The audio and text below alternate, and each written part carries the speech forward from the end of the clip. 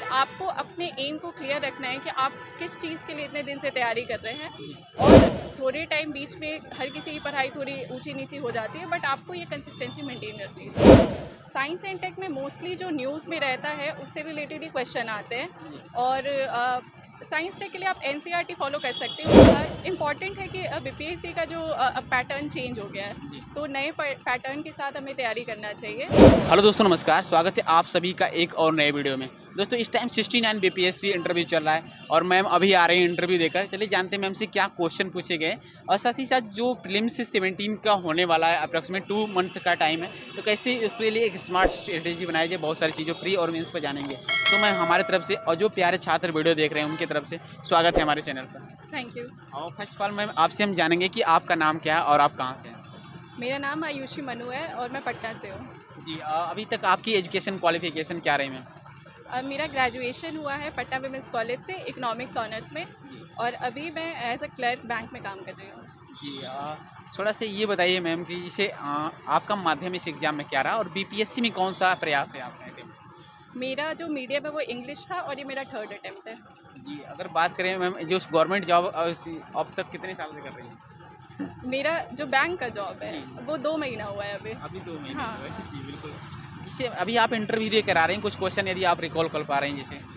हाँ, मेरे जो पोस्ट प्रेफरेंस है उससे मेरे से क्वेश्चन किया गया, जी। और जो हॉबी है उससे थोड़ा डिटेल क्वेश्चन किया गया। बाकी मेरा जो वर्क एक्सपीरियंस है, जॉब है मेरा बैंक, उससे रिलेटेड थोड़े बहुत क्वेश्चन किए गए मेरे से। और कोई क्वेश्चन जैसे सिचुएशनल बेस या फिर ऐसे कुछ क्वेश्चन जो नहीं, मेरे से ऐसा कोई क्वेश्चन नहीं करंट था। अफेयर्स, इंटरनेशनल नहीं, मेरे से ना करंट अफेयर से पूछा गया, ना ही मेरे ऑप्शन से क्वेश्चन पूछा गया। जैसे मैम 17 बीपीएससी प्रीलिम्स होने वाला है, इस बार पोस्ट भी काफ़ी ज़्यादा है, तो बहुत सारे छात्र अपीयर हो रहे हैं, तो कैसे अपनी स्ट्रेटजी बनाया जाए प्रीलिम्स क्वालिफाई करने के लिए। इम्पॉर्टेंट है कि बीपीएससी का जो पैटर्न चेंज हो गया है, तो नए पैटर्न के साथ हमें तैयारी करना चाहिए। लूसेंट और सिर्फ घटना चक्र करके हमारी तैयारी कंप्लीट नहीं हो पाएगी। ये इम्पॉर्टेंट है कि जो मेन बुक्स हैं सारे सब्जेक्ट्स के, हम उन बुक्स को कवर करें और करंट अफेयर्स को अच्छे से न्यूज़पेपर के साथ हम कंप्लीट करें अपना। हाँ सर, मैम थोड़ा सा ये बताइए कि जैसे इस बार लगातार पैटर्न चेंज हो रहा है और लेवल ऊपर की तरफ जा रहा है, जिससे जो साइंस और टेक मॉडर्न हिस्ट्री के क्वेश्चन ज़्यादातर पूछे जा रहे हैं साइंस टेक के, तो इसके लिए क्या रिसोर्सेज आपने फॉलो किया था।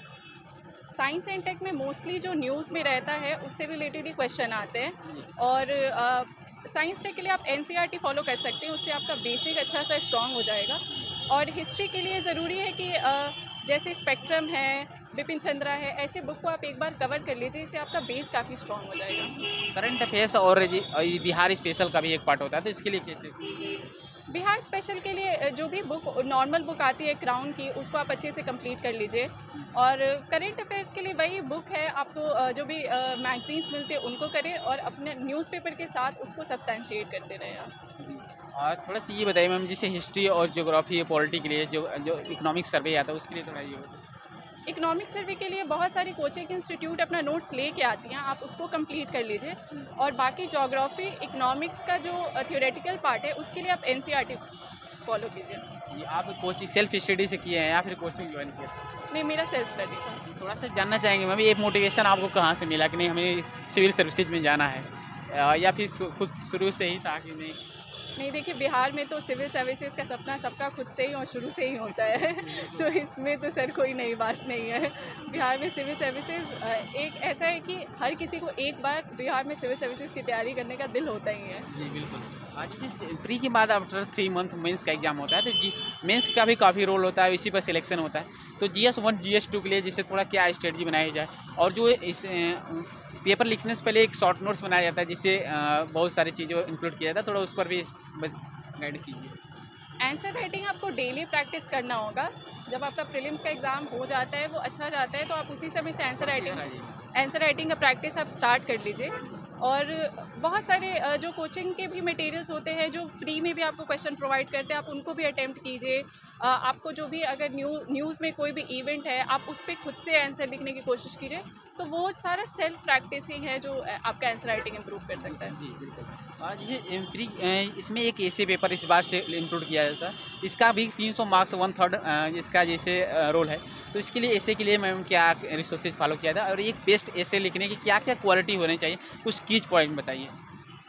देखिए एसे के लिए ज़रूरी है कि आप एसे पढ़ें, जो भी टॉपर्स हैं उनका एसे है उनको आप गो थ्रू कीजिए।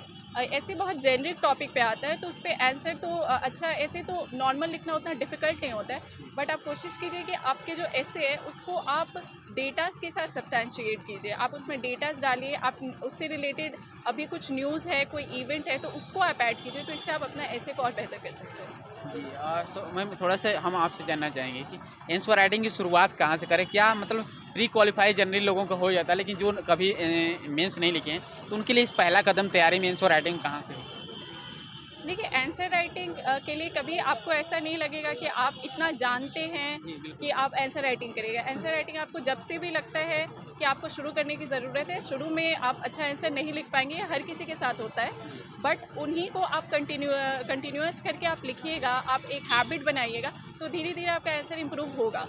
तो आंसर राइटिंग वही है कि आप जितनी जल्दी स्टार्ट कर लीजिए आपके लिए बेहतर है। जी। एक लास्ट क्वेश्चन रहेगा कि कोई स्टूडेंट तैयारी करते समय डिमोटिवेट हो जाता है, तो धैर्य कैसे बनाए रखें सिविल सर्विसेज में? और क्या प्लान बी होना चाहिए मैम? देखिए मेरा तो प्लान बी था, तो मेरा तो ये मानना है कि अगर आप बहुत ज़्यादा कॉन्फिडेंट है, बहुत ज़्यादा मोटिवेटेड है तो अच्छी बात है, पर प्लान बी रखना कोई बुरी बात नहीं होती है, इससे आपको एक मेंटल सिक्योरिटी मिलता है। दूसरा कि देखिए डिमोटिवेट तो हर कोई अपने प्रिपरेशन में होता है, इसमें कोई बड़ी बात नहीं है, पर आपको अपने एम को क्लियर रखना है कि आप किस चीज़ के लिए इतने दिन से तैयारी कर रहे हैं। और थोड़े टाइम बीच में हर किसी की पढ़ाई थोड़ी ऊंची नीची हो जाती है, बट आपको ये कंसिस्टेंसी मेंटेन रखने की ज़रूरत है। कोई मोटिवेशन, इंस्पिरेशन लाइनों के साथ अपनी बातों को समाप्त करें, जो आप डेली रूटीन में फॉलो करते हैं? मैंने एक लाइन पढ़ी थी जो मुझे बहुत अच्छी लगती है, वो है कि discipline will take you to places where motivation can't. Thank you ma'am. थोड़ा-सा इधर आइए, थोड़ा-सा हल्का सा स्माइल के साथ उधर देखिए। और thank you so much ma'am, आपने कीमती समय दिया है। इसके लिए मैं ऊपर वाले से प्रार्थना करूँगा कि इस बार जो फर्स्ट प्रेफ़रेंस आप डालें, वो आपको सिलेक्शन मिल जाए। Thank you so much. Thank you friends.